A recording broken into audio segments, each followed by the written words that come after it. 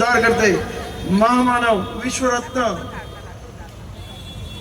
ज्याला symbol of knowledge म्हणून जगाने आज रेकग्नाइज केलेलं आहे ते परमपूज्य बोधिसत्व डॉक्टर बाबासाहेब आंबेडकर यांच्या प्रतिमाना आणि विचारांची वर्णन करून तसंच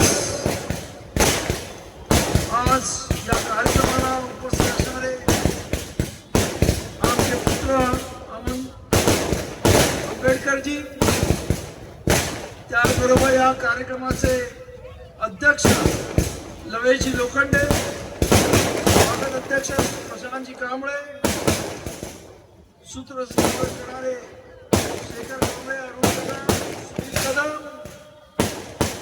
या इथे खास परभणीवर आलेले आमच्या रिप्रेझेंटेटिव्हचे भैयाजी बालेराव, म्हणजे इथे अनेक प्रतिष्ठित आहेत, परंतु अजूनही इथे हा कार्यक्रम चालू राहणार आहे, त्यामुळे मी जास्त वेळ घेत नाही. सर्वच प्रतिष्ठित या विचार मंचावर उपस्थित असणारे सर्व मंडळी, आपण सर्व भीमसैनिक खरं म्हणजे बाबासाहेब आंबेडकरांबद्दल बोलावं तेवढं थोडं आहे, परंतु आज मी दोन विषयांवरती बोलणार आहे.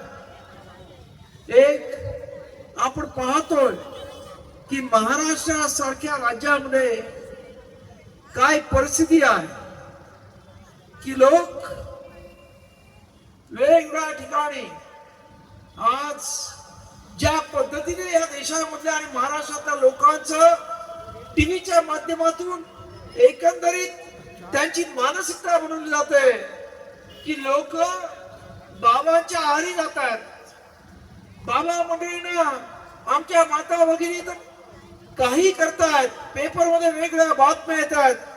माझं या महाराष्ट्रातल्या नव्हे तर देशातल्या सर्व लोकांना सांगणं आहे, अरे बाबांनी कोणाचंच भलं केलं नाही, ते त्यांचं भलं करू शकत नाही. ते अनेक बाबा जेलमध्ये आहेत, त्यामुळं आज या बाबासाहेब आंबेडकरांच्या 135व्या जयंती निमित्त आपण मनाशी गाठ घातली पाहिजे की आम्हाला हे बाबा नको, आम्हाला हवे बाबासाहेब. आणि या देशाचा विकास आणि खऱ्या अर्थानं या देशामध्ये जे काय आज महिलांना स्वातंत्र्य मिळालेलं आहे ते कुठच्या भावानं दिलेलं नाही, अरे हा तुमच्या आणि माझ्या बापानं दिलेला आहे.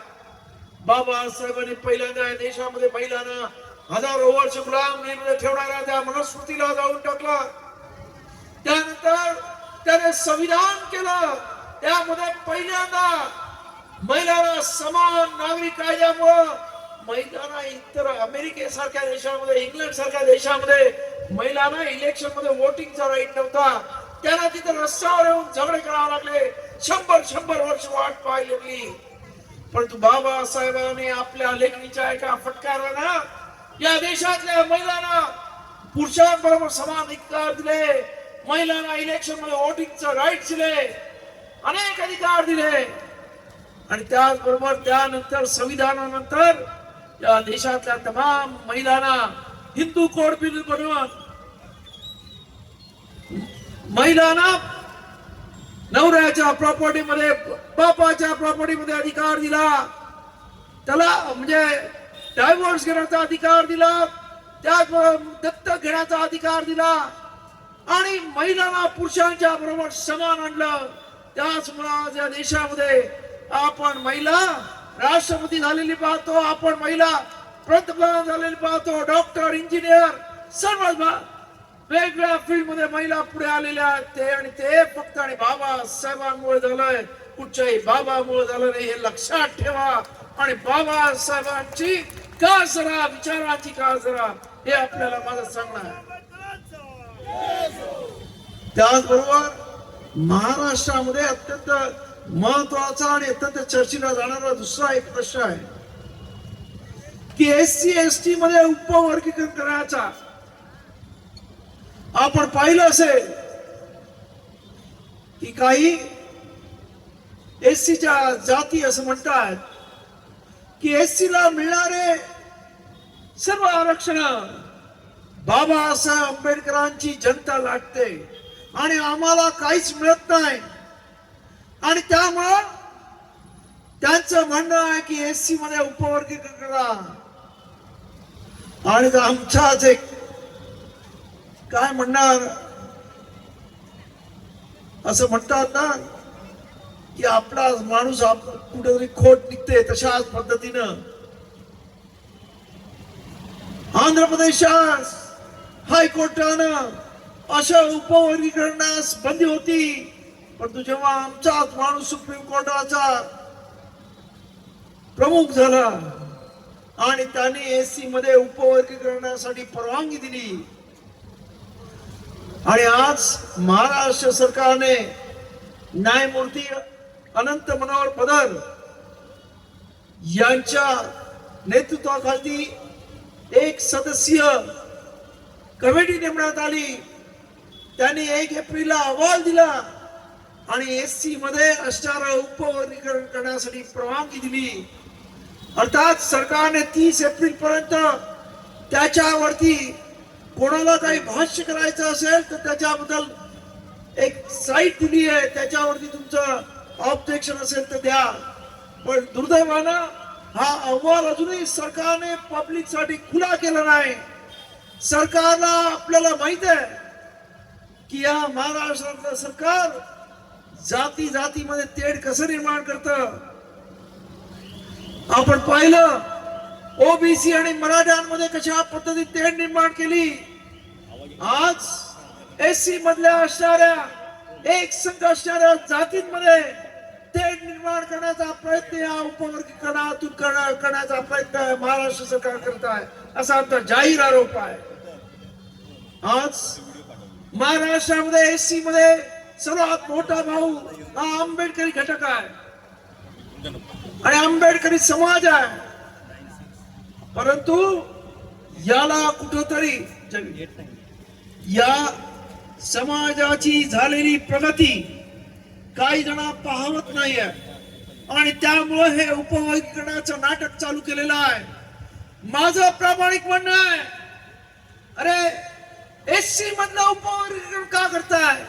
करायचं असेल तर खुल्या प्रवर्गामधलं करा.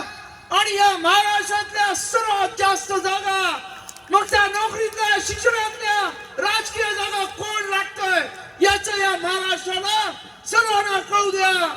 मग तुमची पोल खुलेल.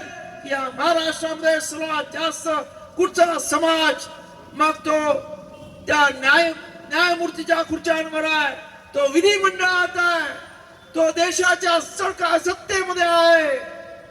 या इथे नोकऱ्यांमध्ये सुद्धा तो 80-90% आहे आणि या इथे शिक्षणामध्ये सुद्धा 80-90% आहे. हे खरं म्हणजे कळायला पाहिजे. परंतु दुर्दैवानं या इथं असणारं सरकार ते करणार नाही. त्रास या इथं असणाऱ्या बाबासाहेब आंबेडकरांच्या अनुयायांची प्रगती जरा बघत नाही आणि म्हणून उपवर्गीकरण केलं जात आहे. काही जातीनं आपल्या ताब्यामध्ये घेऊन, काही जातीच्या नेत्यांना फूस लावून ह्या उपवर्गीकरणाचा कासाठी जाते. माझं सरकारला एक सांगणं आहे, खरं म्हणजे दुर्दैवानं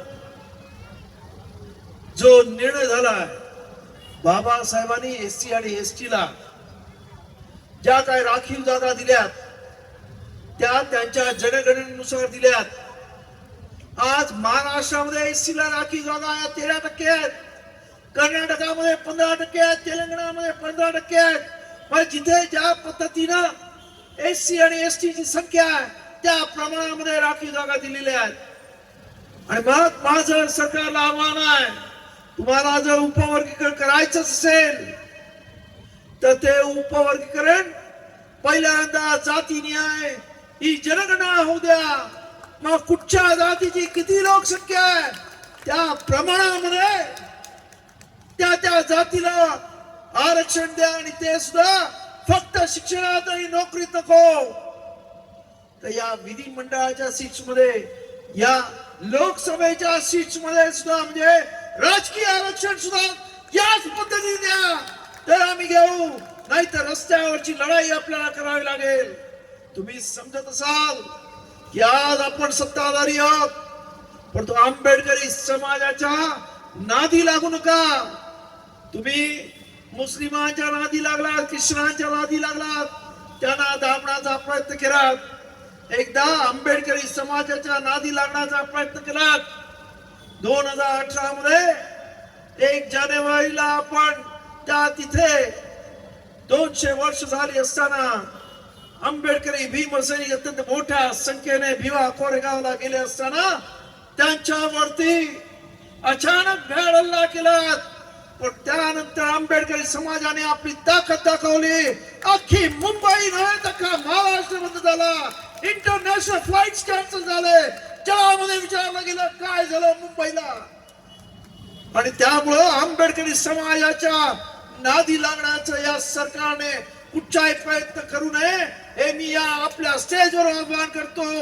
नाही तर घाट आंबेडकर वाल्यांची आहे हे लक्षात घ्या.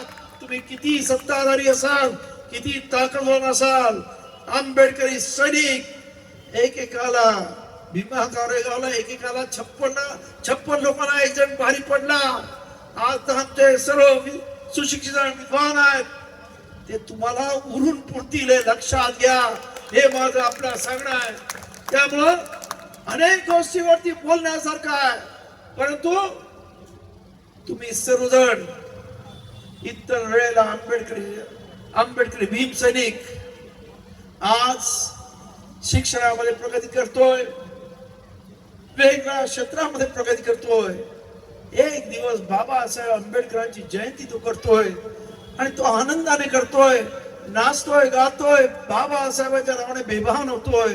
आणि त्यामुळे त्याच्या ह्या आजच्या ह्या बाबासाहेब आंबेडकरांच्या जयंती निमित्त त्याच्या उत्साहावरती जास्त विलंब घालण्याची माझी इच्छा नाही. त्यामुळं मी माझ्या वाणीला विराम देतो आणि आपल्या सर्वांना बाबासाहेब आंबेडकरांच्या 135व्या जयंती निमित्त हार्दिक मनापासून शुभेच्छा देतो. धन्यवाद. जय भीम. धन्यवाद साहेब. धन्यवाद साहेब. अगदी ज्या ज्या कार्यक्रमाला साहेब आवर्जून उपस्थित राहतात त्या कार्यक्रमाला अगदी आवर्जून त्या वेळच्या ज्वलंत प्रश्नावरती आपलं मार्गदर्शन करत असतात आणि त्याच अनुषंगाने साहेबांचं या ठिकाणी मार्गदर्शन झालेलं आहे. मी पुन्हा एकदा रिपब्लिकन सेना त्याचबरोबर भीमसैनिक चालक मालक यांच्या वतीनं देखील व्यक्त करतो. या ठिकाणी एक सन्मान आमच्याकडनं राहून गेलेला आहे. थोडस वेळ आपण मी हा कार्यक्रमाची शोभा वाढवण्याकरता आम्हाला ज्यांचं मोलाचं सहकार्य मिळाले ते आमचे वडील बंधू आदरणीय अनिलजी कदम साहेब यांना मी या व्यासपीठावरती विचार मंचकावरती निमंत्रित करतो आणि आदरणीय सरसेनानी आनंदराज आंबेडकर साहेब यांना विनंती करतो की आदरणीय अनिलजी कदम साहेब यांना आपण पुष्पगुच्छ देऊन सन्मानित करायचं आहे. हा कार्यक्रमाच्या गेटवरती आपल्याला जे 3 महान मानवांचे जे कॉइन्स स्वरूपात जे प्रदर्शन मांडलेलं आहे त्याचे शिल्पकार म्हणजे अनिल कदम साहेब. पुन्हा एकदा उपस्थितांच्या सर्वांच्या वतीनं त्याचबरोबर सर्व प्रतिष्ठित मान्यवर मंडळीच्या वतीनं सन्माननीय अनिलजी कदम साहेब यांना धन्यवाद देखील देतो आणि अशाच प्रकारे आम्हाला सहकार्य मिळावे अशी अपेक्षा व्यक्त करतो. यानंतर हा आमचा आवाज आपल्यापर्यंत पोहोचवला ते आमचे मार्गदर्शक आणि उत्कृष्ट असे डेकोरेटर आदरणीय पाटील साहेब यांना देखील मी या ठिकाणी विनंती करतो की आपण देखील या ठिकाणी येऊन आपला सन्मान स्वीकारायचा आहे. आपला देखील या ठिकाणी सन्मान केला जाईल.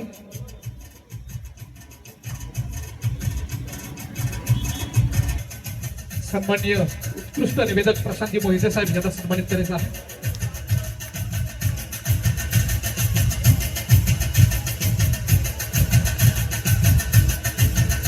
धन्यवाद साहेब.